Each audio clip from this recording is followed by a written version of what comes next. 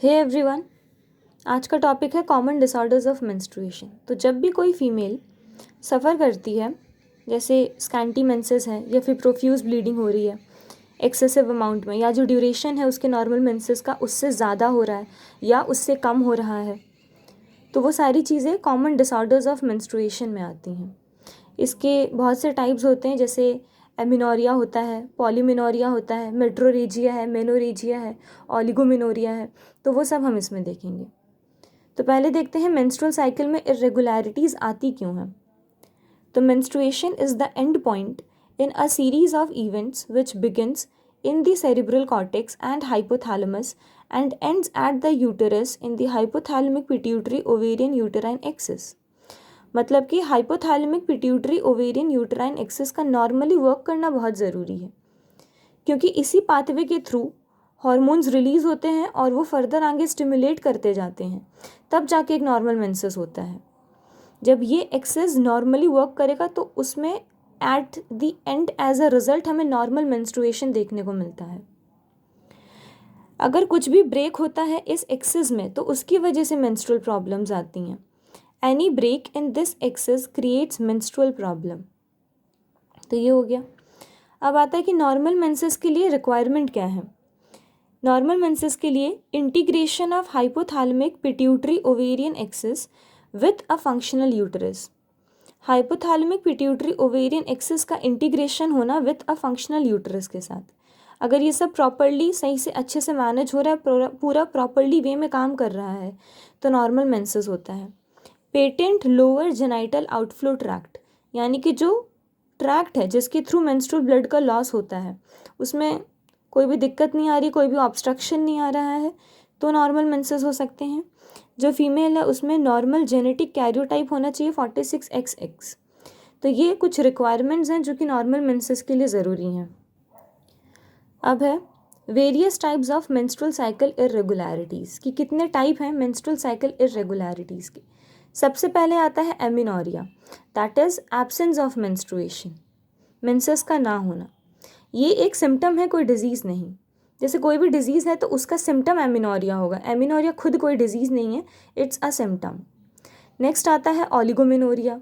ओलिगोमिनोरिया होता है infrequent and irregularly timed episodes of bleeding usually occurring at intervals of greater than 35 days. मतलब कि इसमें ये इनफ्रीक्वेंट एंड इरेगुलर होगा, ये प्रॉपर अपने टाइम पे नहीं आएगा, इसलिए इरेगुलर है। ब्लीडिंग होगी और इसमें जो दो मेंसेस के बीच का गैप होगा वो ग्रेटर दैन 35 डेज होता है। जैसे कोई फीमेल है, उसे मेंसेस हुआ महीने की 5 तारीख को, तो उसको अगले महीने की 5 तारीख को नहीं होगा।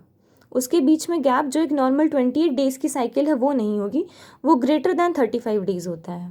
That is ओलिगोमिनोरिया। पॉलीमिनोरिया का मतलब है frequent episodes of menstruation usually occurring at intervals of 21 days और लेस।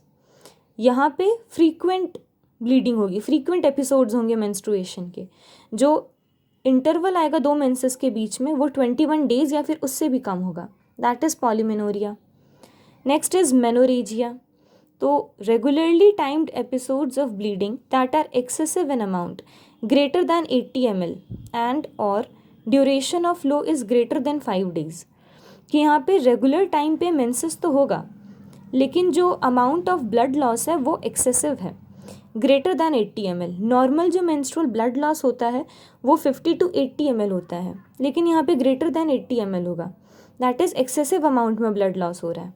और जो ड्यूरेशन है फ्लो का, नॉर्मल साइकिल में ड्यूरेशन 5 डेज मानते हैं, लेकिन यहाँ पे ग्रेटर देन 5 डेज होगा। और ये जो वैल्यूज़ हैं ये एकदम फिक्स नहीं है, it varies from female to female, क्योंकि हर फीमेल की अपनी हेल्थ कंडीशन अलग होती है, उसका डाइट अलग होता है, लाइफस्टाइल अलग होती है। तो फिर अगर जैसे किसी का मेंसेस नॉर्मली 3 डेज़ का होता है, उसको अगर 5 या 6 डेज़ के लिए हो रहा है तो वो उसके लिए मेनोरेजिया हो जाएगा। और नॉर्मली जिसकी 5 डेज़ के लिए होती है उसके लिए अगर 7 या 8 डेज़ का या 10 डेज़ का मेंस्ट्रुएशन है तो ये उसके लिए मेनोरेजिया होगा। तो ये फिक्स वैल्यूज़ नहीं होती हैं, it depends from female to female. Next is metrorrhagia.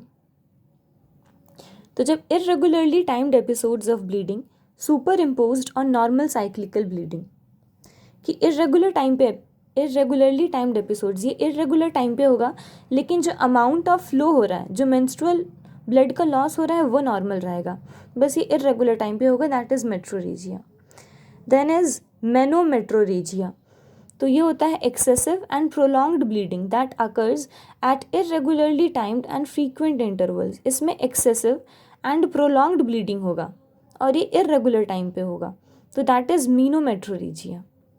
Hypomenorrhoea होता है, ये रेगुलरली टाइम्ड पे तो आएगा लेकिन स्कैंटी एपिसोड्स ऑफ ब्लीडिंग, यानी कि जो ब्लड लॉस है वो स्कैंटी यानी बहुत कम निकलेगा, तो ये रेगुलरली टाइम्ड पे होगा लेकिन दैट इज़ हाइपोमेनोरिया।